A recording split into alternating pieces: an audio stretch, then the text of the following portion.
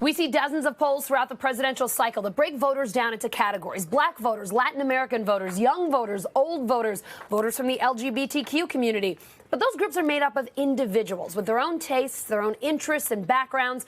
MSNBC's Trymaine is launching a series called The Race Report to address the intersection of race and politics in 2020. He started in the early voting state of South Carolina, where he spoke with college-educated millennial voters about what they want in a candidate.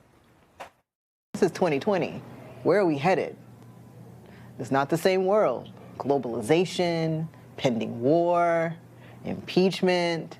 There are other things we have to take into consideration. And I'm not sure that a Bernie Sanders, who is as old as my mom, or Elizabeth Warren, or a Joe Biden, are the people that are going to take me into the next country that I want to live in.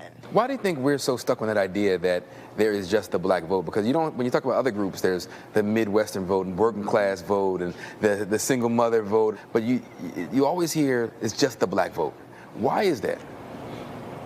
Because we haven't had the privilege or luxury, if you will, of being able to be as segmented.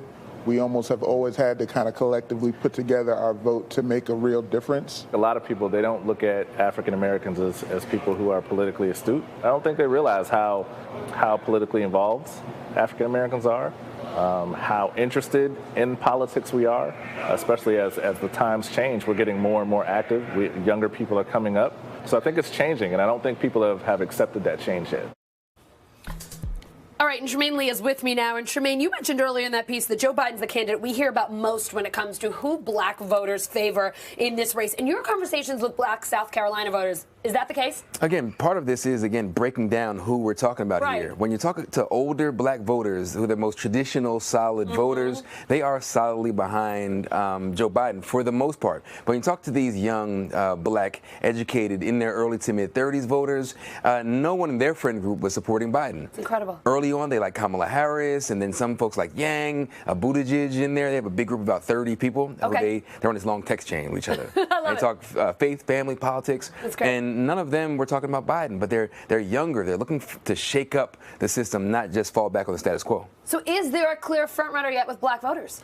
Again, we're still lumping the idea of black voters, but it would have to be Biden because, again, when you're relying on those most traditional voters, those older voters, they are still skewing towards Biden. But when you look at 35 and younger, not so much. So as we saw in other states, it might come down to a last-minute decision. They might be in there and finally eeny, meeny, miny, mow it, or allow the debates to take place and figure out from there who they like. So some of the women you spoke with also brought up mental health, women's issues, the environment. What issues are most important among black voters? Is there a common theme, or again, does it depend on the individual black voter you're speaking with? It depends on who you're talking about. Right. And one thing that was really interesting, so I would ask this question, like, what issues matter most? And you give me your list.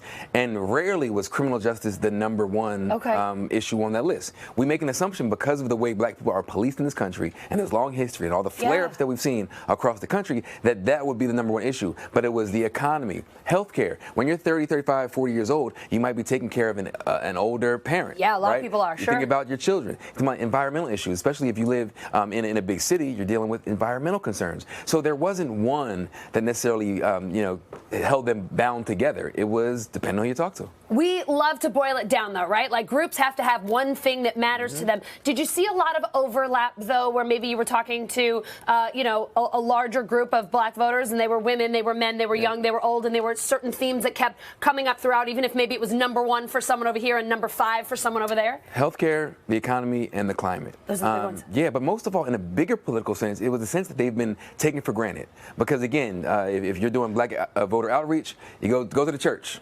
Souls to the polls, which actually drives me crazy. Souls to the polls. It's just great. Ridiculous, right? Or even the barbershop. A lot of black men there. And as journalists say, okay, it's like, come on, let's not be so lazy. There are people all throughout community centers and jobs, and it's... It's amazing that you bring that up. Before I worked here, I worked at Fox 5, local station here in New York, and our news director used to say all the time, we are going to go out and talk to people.